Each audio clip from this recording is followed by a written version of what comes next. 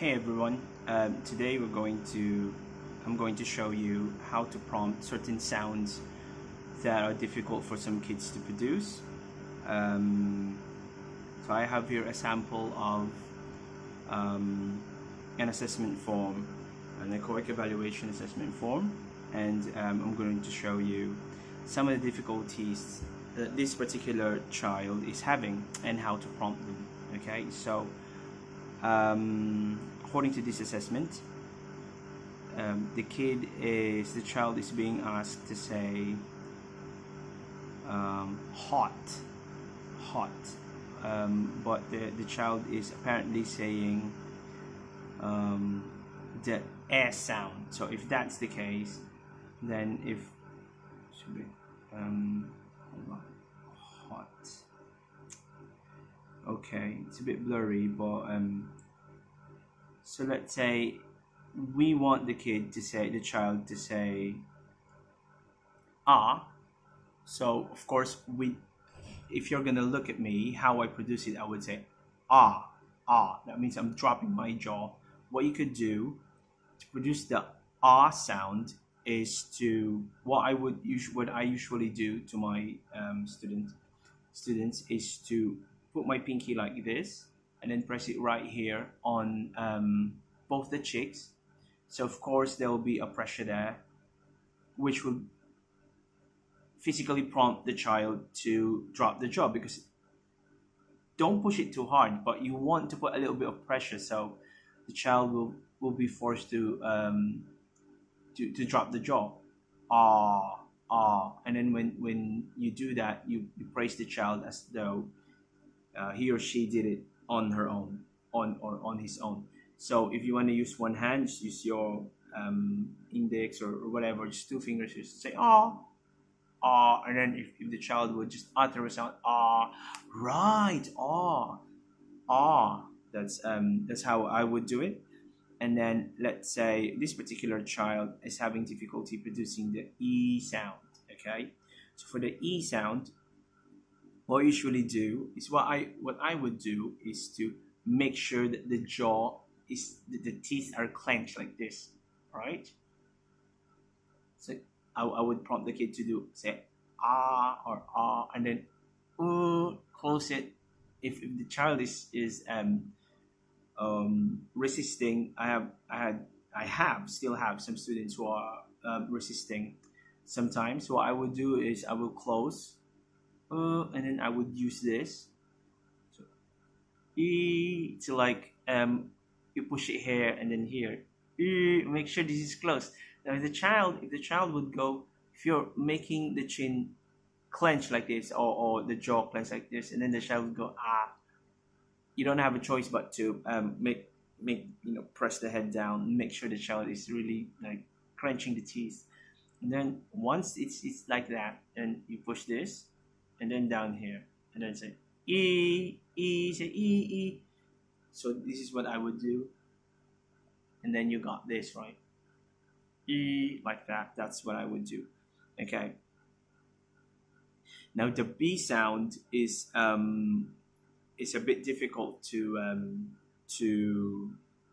produce if the kid doesn't know how to do the B explosion. Buh, buh. You could do the exercise, right? You could do that extra. We usually do that to some of the drills with the kids before we begin. Like the kid would do. Make sure you do that to the lip. All right, good. Then boo, from there, the B explosion could be produced. Now, according to this assessment form, the child is being asked to say bow, but the child is doing boo, boo. So, prerequisite skill, of course, the medial sound is oh, not ooh, right? So that means you need to go to the prerequisite skill, which is you have to make the kid produce the oh sound first. How do you produce oh? Like what we're doing it right now. Oh. So drop the jaw, press this. It's different from ah. Ah. But if you're going to produce oh, and then you use this and press right there. Oh. right? So from the B sound, bo. If the child knows how to say bo, bo, bo, what I usually do is after the kid say bo, I would immediately physically prompt to say oh, bo. And then in order to produce the ooh sound, of course, then you have to transition from bo, right? So um, as you can see, the bow sound has three sounds in it, right? The B explosion, the O, and then transition to oo. So for us, that might be easy. We don't think about doing. We don't think about how to do it, but for for some, that's quite difficult. So that's why we're doing. You do bow, right? Bow. Okay. Now boo, of course. Again, according to this assumption form, the big explosion is not being produced. So the child was asked to say boo, but the child says just said ooh.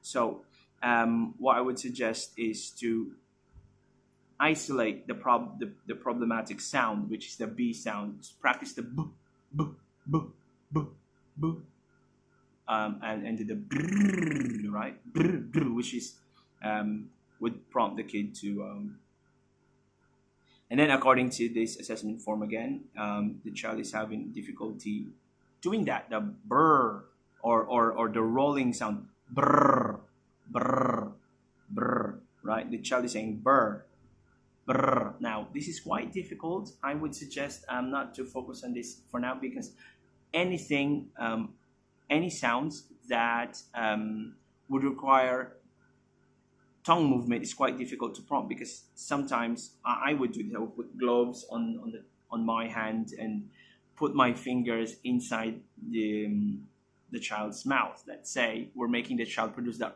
sound. You have to prompt the tongue from this to going up to the palate to produce the R sound. Brr. And then how are you going to teach the child to the brr sound? Because you cannot physically flap the child's tongue for them. So hopefully by doing imitation with you in front of the mirror, if you want to do this, you have to have like a mirror, and then your student would be beside you, and then you'd say to the child, hey, let's do this. Brr, brr. It's not like you're facing the student like this. Brr, brr. The child should see you and see himself or herself in front of the mirror. Let's do this. Brr, brr. Look, see my tongue. Brr. So you could try to do that. And then, okay, producing the cat. Okay, so producing the sound. That's quite that's a bit challenging. But what we could do, you isolate the K sound, the sound from right. So if you're going to put your palm in front of your mouth and you say the sound, what happens is there's an air that coming out and your palm can feel that, like you say. If you can do that right now. Quite different when you're producing the G sound. If you're doing the G sound, you put your hand behind here and say g, g, g, g, k. So it's different when you say ka. The air comes out here. When you say g, vibration comes down here. So that's a big difference. Okay, so for the k sound, you can say, hey, can you feel this? Your turn. So you can do that. Get his or her hand and you say, and then of course you can see in the camera, the tongue is up there. Again, if you're going to do this in a mirror, so it would be more, there's a direct feedback. The child can see you, the child can see himself or herself. Okay, so moving on to the next page. Okay, so according to this, the child was being asked to say do,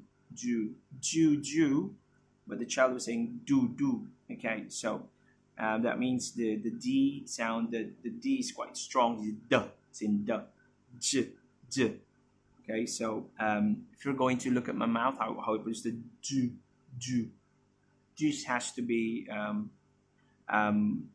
produced, but the child can do that according to this assessment form. The do, The problem is the sliding of the tongue, the j. Again, this is difficult because the tongue um, really difficult to prompt. So hopefully along the way the child will be able to overcome that through repetition. But for these difficult ones, we could just do repeat and giving feedback. J, j, ju, ju, ju, ju, ju. Feel the vibration. Ju, ju. Your turn, and then you get his or her hand. You ju, ju, and then put it on the child. So the child will see if he or she is producing the sound. Okay. Okay. Now another sound here is the child was asked to say lilo. Okay. Now, but the child say lolo. All right. Lolo. Okay. Lilo. Now, producing the L sound, well, according to this, the child is able to produce the L sound, but transitioning from one sound to the next is quite, the child had a difficulty.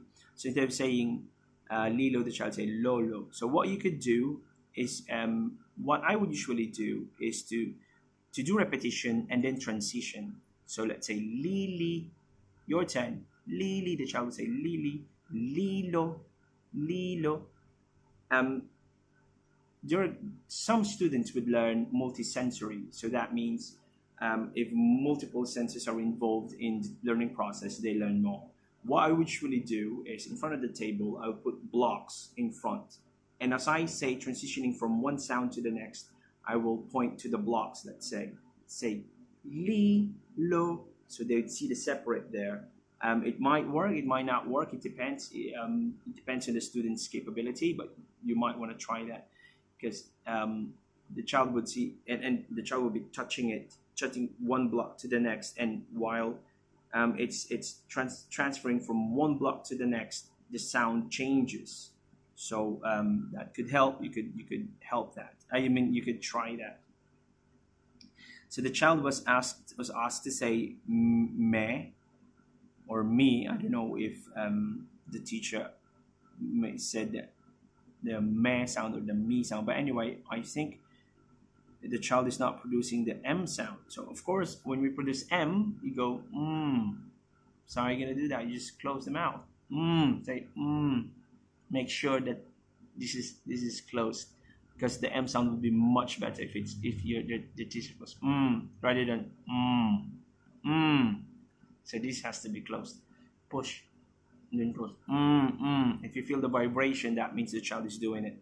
Okay, so me, and then instead of saying mo, the child say mo. This is, again, we talked about this with a bow, right? So mo. If the child can say mo, okay. So let's say the child say mo, but couldn't say mo. You see, if transitioning from o to u, what you could do is when the child said mo, immediately you shape the lips to produce the u sound. Mo, mo, and then let the child hear that mo. What I would usually do is to say it with a child, so the child would hear me say it, and then maybe about 3 times, and then on the last one, I would go, and then I would go moo, moo, right? I would, and then on the last one I would stop. I would say, let's say moo, good, moo, and then I would stop, leaving the child saying it himself or herself, and listening to himself or herself do it. Okay, and then making the child say movie. So again, transitioning from one sound to the next. Let's say the child knows how to produce the M sound. Move. Let's say the child has the V sound. Movie, movie. Now it's important as a prerequisite skill to teach the child all the vowels first, because in the English language there's a consonant and then there's a vowel. Put them together, they produce sounds, right? So you might want to try to make sure the prerequisite skills are there. You start with vowels a, e, o, u, or u. Now it's important that the child knows all the vowels first, but can produce all the vowels first. Okay. So the child was asked to say mamo. Okay, so again, transitioning I would use blocks or any you know, transitioning from one. Ma, mo, ma, mo. Your turn. So something like that. Moo. The moo sound was also asked. Prolonged M, and then moo. No, there's no. It's not mo. It's moo. So from the M sound to the oo sound immediately. So you go moo. Press moo. Right. Okay. And then of course the M sound. So close. Now sometimes in producing prolonged sounds, what you could do is to say close it, or you could do your turn, right? So they see that the child has to produce that prolonged, long sound. What I usually do sometimes, I would write like a black line across, let's say, a typewriting paper, and then from point A to point B, there's a line, right? And the child would be saying the sound until his or her finger reaches the end of the paper. Good. So you could do that as well. You could try. Okay, in this page, the V sound. Okay, the V sound is a bit tricky. Look at my mouth, my lips do the V sound. So,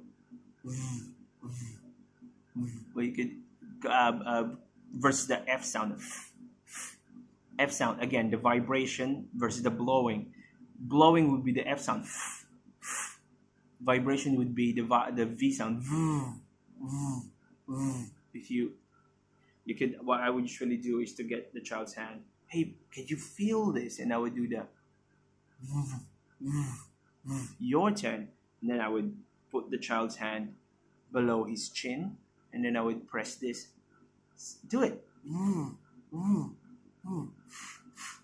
Just do that right now. The F sound, no vibration, but the V sound has.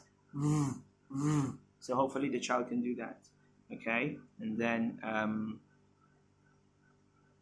okay, so the child was asked to do the sounds of the letters, not the letter names, the sounds a, b, k. Again, the k, not c. Okay, the k is a bit difficult. We already talked about that a while ago. The k sound. You see that tongue? Sometimes I would when I was teaching this 7-year-old kid how to produce the k sound. So I press this, right, and then the tongue. I have my gloves on. I make sure that the kid will not bite me by pressing down here. But if you're certain that your student will not bite you, then that's fine. So, and then you lift up the tongue, and there has to be like the sound air. Okay, so that's the K sound. Okay, so the child was asked to produce the J sound. Apparently, he or she said she instead of G. So that's again difficult because the tongue plays an important part in producing the sh or J. J. Again, the difference between blowing and vibration. So if it's blowing air out, definitely the child will produce the sh sound. Shh. But feel the vibration. J. Your turn. Make the child do that. Look, you have to do this. J. Hopefully, what I would usually do is press, so the child will try to. Hopefully, it will happen. Hopefully not. It doesn't usually always work. Now, the child was asked to say. Now, this is a bit different because where I come from, where I am now, the letter H, they pronounce it as H, because here in where I am, they're following the British pronunciation, so they would say H. But let's say you're doing the American one, you'd say H. But the child say 8. So again, if we're gonna say the H, see that? feel I mean, not the vibration, the air. Shh, shh, right? The child say eight, eight. So that's quite far. So eight, no, it's not eight. Let's do this. Listen, H. Or let's say American version, right? H, H, not eight. Feel H, H. So hopefully from eight, because the child is being prompt to or make the child feel the blowing H, right? So again, the J. So there's again J is vibration, not blowing. Feel it, J, J, right? Then the B. Oh, the okay. The assessment was cut. Okay, hold on. Okay. Child is being asked to say breakfast, or if it's being pronounced as breakfast, sometimes people pronounce breakfast, or some would pronounce breakfast. So if it's breakfast, so you could, there's so many words that are involved in this word. The B sound, the break, let's say, let's use the break fast. Okay, break fast. So you could like cut it into, those two, break fast or breakfast. I don't know. So it's quite difficult. Bus, but the child say push. Now that's difficult again. P and B. P, B, P, B. Now the B explosion has a little bit of vibration. P, no vibration. B has a vibration. Again, it's the blow versus vibration. P, B. So the child can do the B, and then the S sound. I guess if the child is saying push instead of bus, the final S is a bit difficult. So isolate again the S sound. You go S. That's it. S, right? S. Now if the final sound, the final S is the problem, I would take out the consonant in front, and I would just, let's say, as, S, is, os, us, or us, right? So now if you break down that sound and then you put them together, hopefully the child will be able to produce the bus sound. But as you can see in this assessment form, the B is definitely a problem. So again, blow versus vibration. P, B, B, vibration. P. Okay, so P, no vibration.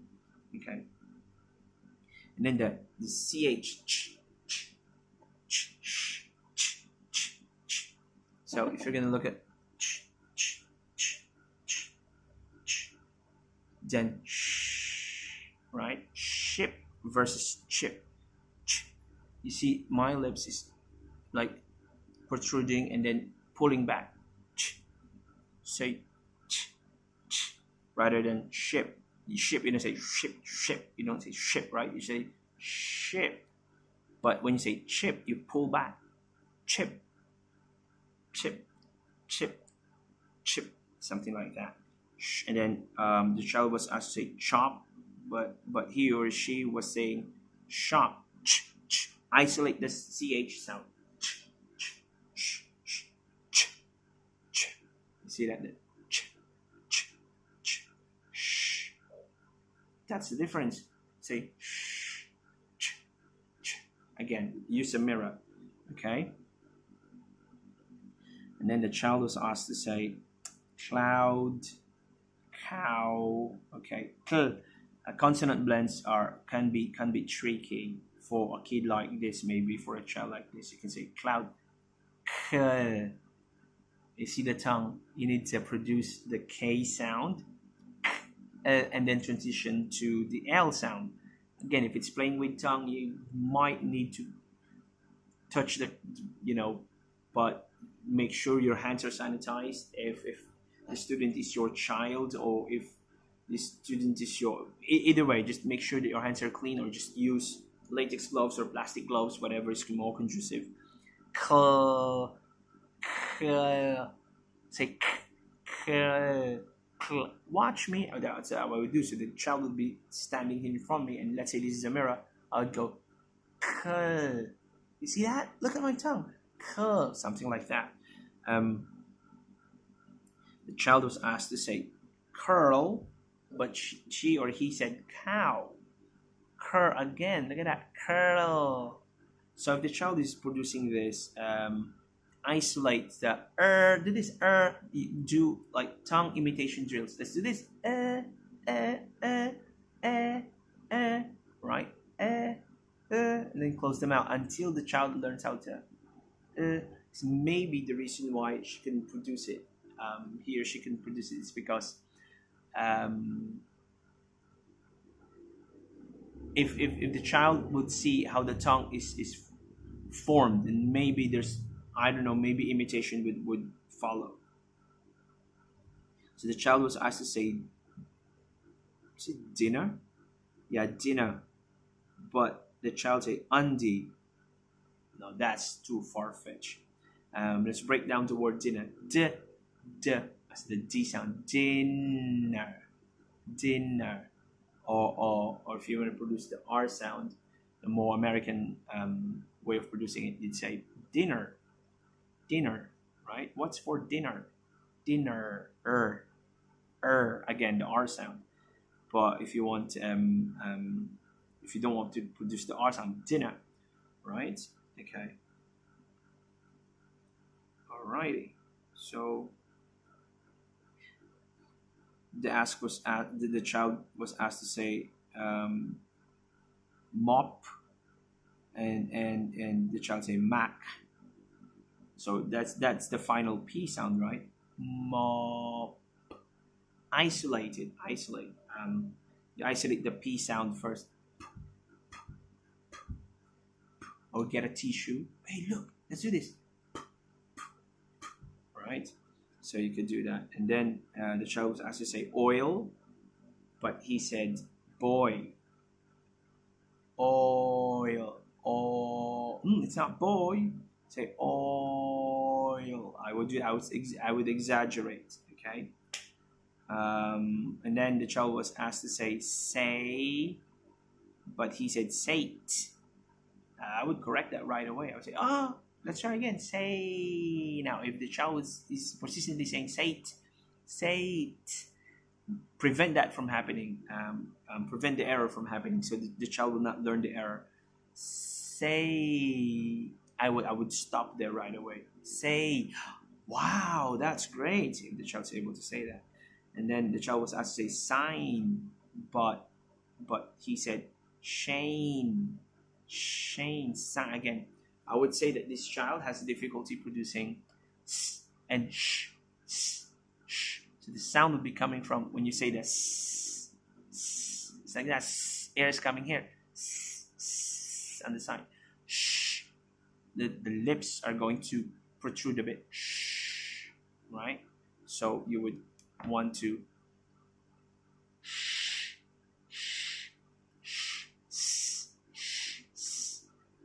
tongue formation is important. The child was asked to say sunshine, and he said say Shane. Okay, now that's a problem, but it's a long word anyway. Again, the S versus the SH. Sun. I would try to cut it if I'm doing this. Sun shine. So there again the difference between the S and the SH. Okay, so that's it for now. This video has been a bit long already for people to sit down and listen to. So that's about it. Hopefully that would help. See you around.